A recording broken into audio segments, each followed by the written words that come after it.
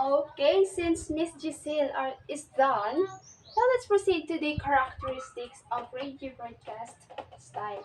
So these 12 characteristics are the style that you must follow in writing. So the first characteristic is use language correctly. So in radio broadcasting, you must use the proper grammar and the word choice. Dapat ang words kay mong gamiton is kanang familiar ra sa imong mga listeners. And kung magamit mong gali ka og mga complex words, you must define it. Mo siya i-define para mas masabtan jud sa imong listeners kung sa imong gimin o kung sa imong gusto nga ipasabot. Okay. Now the second one is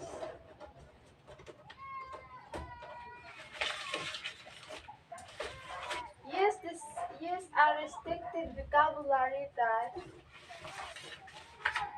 what is usually found in print media.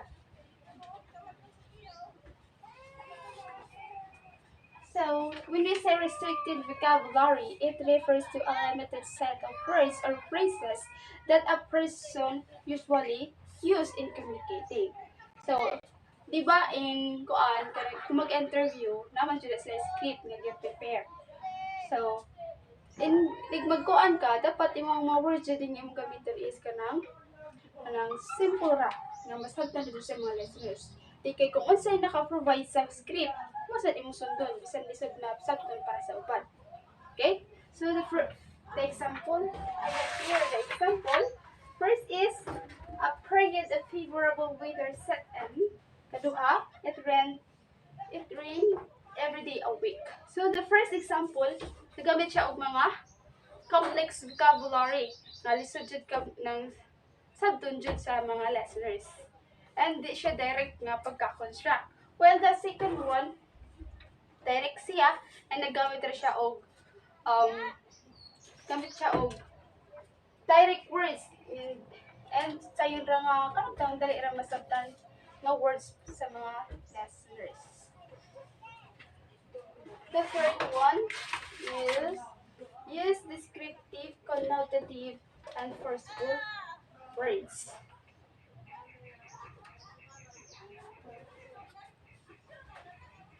So, descriptive words help create mental images for listeners since there are no visual in radio. Since sa kanang sa writing stories, magamit mo na sila og kanang sensory languages.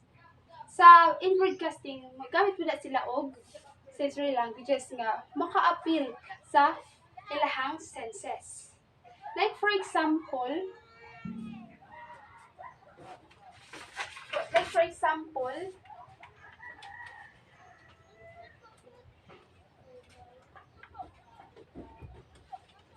I demand that you surrender that volume. Kung imong sabton, lisod siya, formal siya, pero less familiar words. Di kay siya familiar ang mga, di kay familiar ang mga words nga gigamit. And dili siya kayo effective. Lisod kay siya sa sabton. Well, the second one, give me the book. Direct siya pag-ingon and common words ra iyang gigamit. Understood? Okay. Now let's proceed to the fourth one, which is the use the active voice. So, active voice, di ba ang active voice is the subject performs the action. So as much as possible, we have to use the active voice in broadcasting. Kay because it makes it's more commercial and news story more alive. Kay kung passive voice man gud requires more words.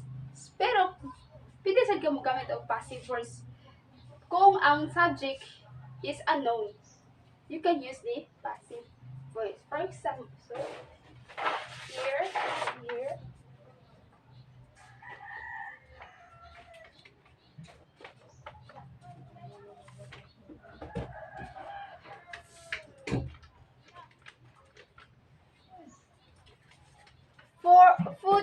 medicine, and clothes were brought by local students, leaders, to the flood victims in Central Luzon. So this one, nagamit siya og passive voice, making less direct and wordy kaayo. While this one, local student leaders brought food, medicine, and clothes to the food victims in Central Luzon. So this one, nagamit siya og passive voice. This one is active voice. So making sentence more dynamic and engaging siya. So the fifth one is yes construction.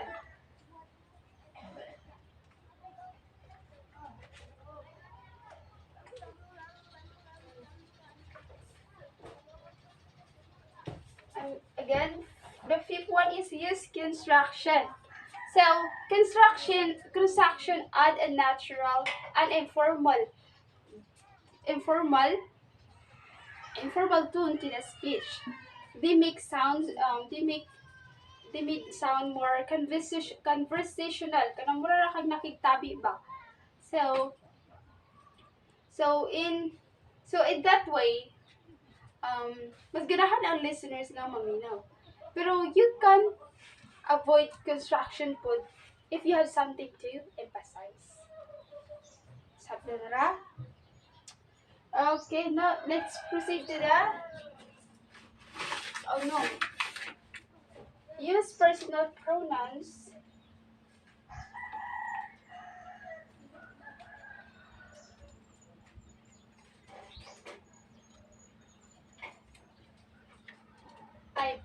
By the way, so use construction. Like for example, you should use did not, didn't. This one, you could use this one instead this one. Okay, kung gamit ka ani nga, because use this one, it is sound more natural siya. Nga mura kag nakitabi kaysa aning kan. Formal ra kayo siya. So you can use this one para mura po siya kag nakitabi. Okay. So the sixth one is use personal pronouns extensively. So kinahanglan nga magamit ka og pronouns or personal pronouns like I and you kay it make the listener feel engaged or it make content more personal at conversational. But be sure nga ang antecedent the antecedents of the pronoun is clear. Sabtan tayo. For example,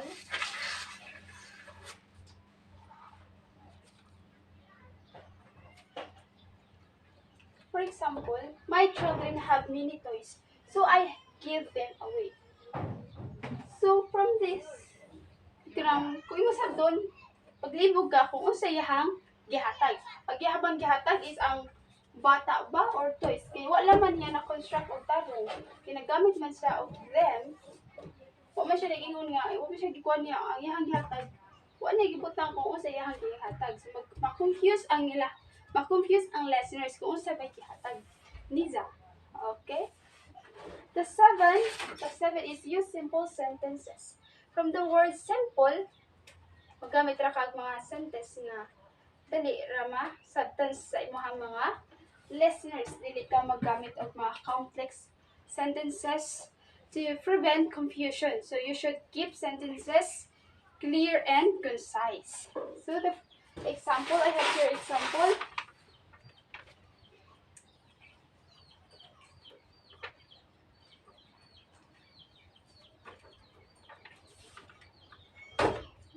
So the first example, the suspect shot the man standing in front of the city hall with a red hat.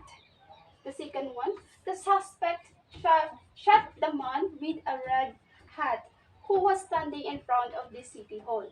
So the first example, maglibog ka kung asay nagkuha nila og galo. Kasi nagsuot nila ang suspect ba or ang katong kuan laki nga nagpusil. or katong gipusil, gipusil. Katubang suspect or katubang gipusil. Maglibog ka. Makonfuse ang listener ani. Maglibog sila kung asa di isod og reply na kalo. When ito duha mga example, nag-construct ni direktaro nga ang katong gipusil mao ay nagsuot og puwa nga kalo. Okay. Next, ikawalo,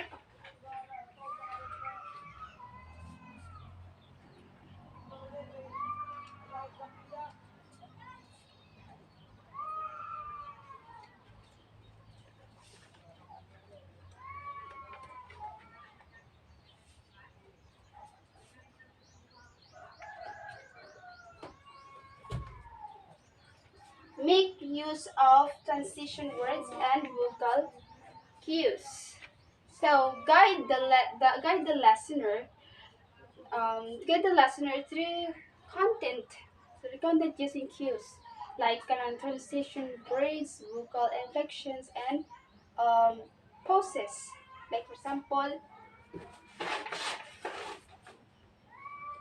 sample of transition words. Sample of transition words. Now, next, still, finally, then, when, yesterday, today, last week.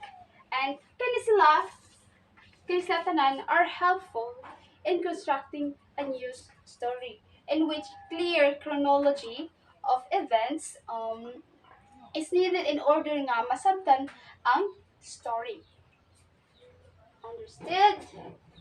Okay, now let's proceed to the kaunom.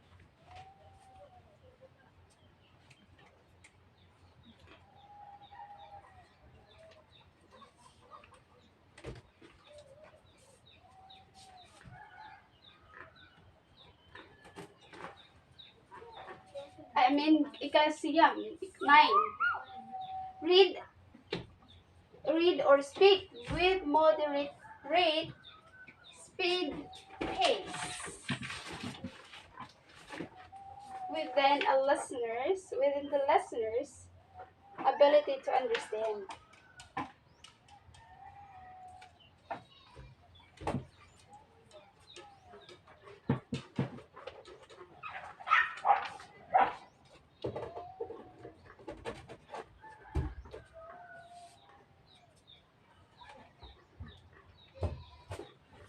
Ability, again, read or speak with moderate rate, speed, pace, within the listener's ability to understand. So, maintaining the pace that is easy for listeners to understand. For example, here,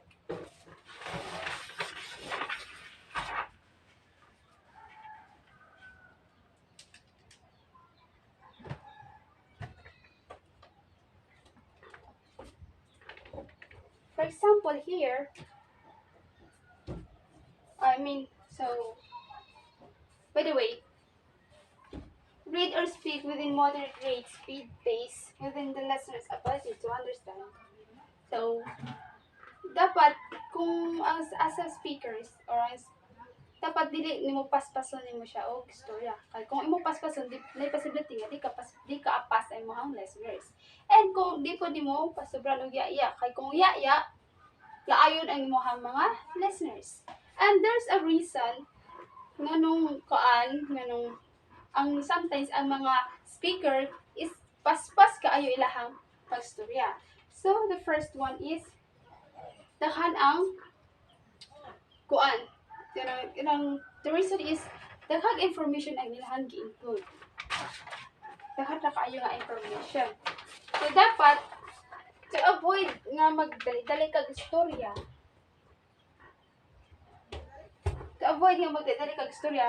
Dapat you should reduce the content, including only the most important facts within new story.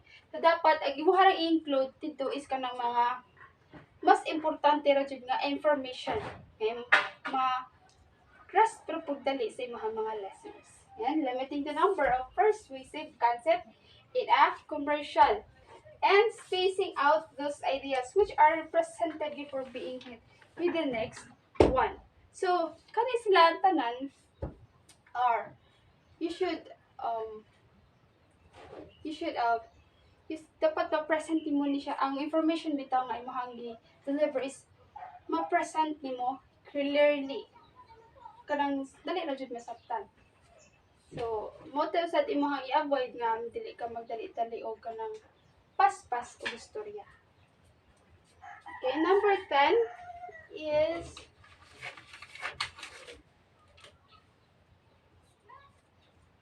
avoid negative constructions. So, negative statement can hinder clearly. So, use positive and descriptive language na to convey information effectively. Okay? So, the example here.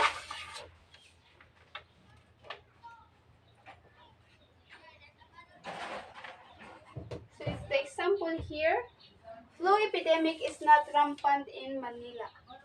So, the first example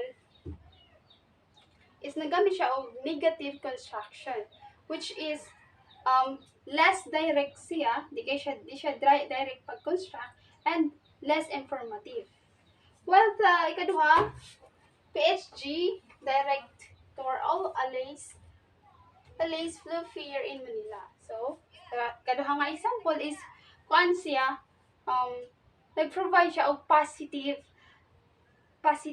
nag-provide siya og positive statement na making it clear nga dali ra masabtan and more reassuring. Next is 11 is avoid the use of homophones. When you say homophones, mo ni ang kanang mga words nga same sila I mean different sila og kanang meaning pero kapre sila og sounds. So, in this style dapat nimo likayan jud nimo nga sa statement nimo dapat likayan nimo nga maggamit ka og words nga kapriha og kanang kapriha sila og sounds pero lahang meaning dapat likayan nimo paggamit.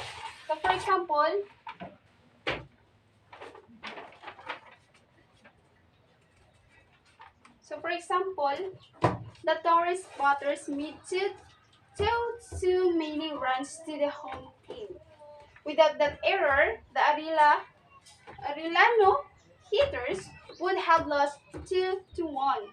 So, as you can see, this one, 2-2.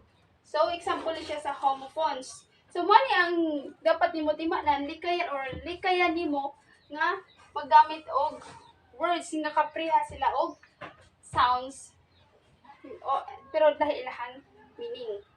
Dapat ibuwag na nimo sila in writing. Okay?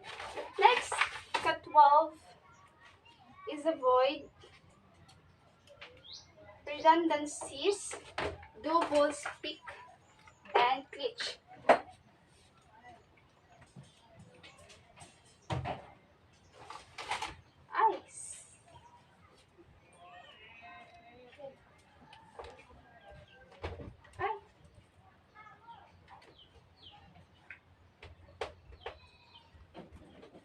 Again, the last one is avoid redundancies, double speak, and glitch. So, when we say redundancies, mo ni